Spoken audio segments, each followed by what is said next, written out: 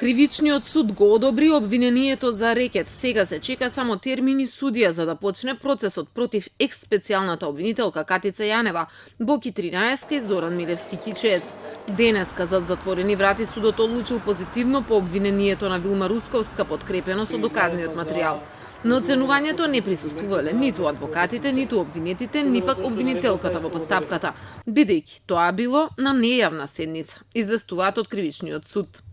Откако по одобрениот обвинителен акт ќе биде оформен кривичен предмет, истиот, согласно АКМИ системот, ќе биде распределен на понатамошно постапување, а штом ќе биде закажан термин за одржување на јавна главна расправа, странките и јавноста ќе бидат известени.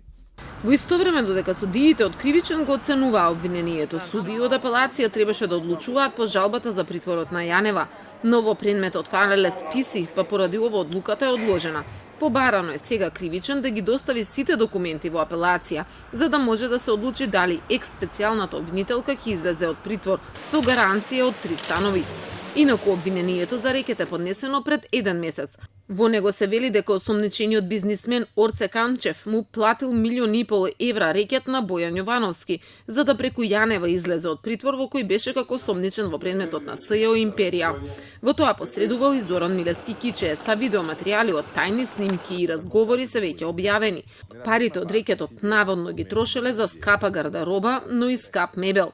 Паралелно обвинителството води истрага и за рекет преку Меѓународниот сојуз на Боки 13, во која истрага се осомничени пратеничката Фросина Ременски, председателката на навладината Јасна Мандич и таткото на Боки 13 Миле Јовановски.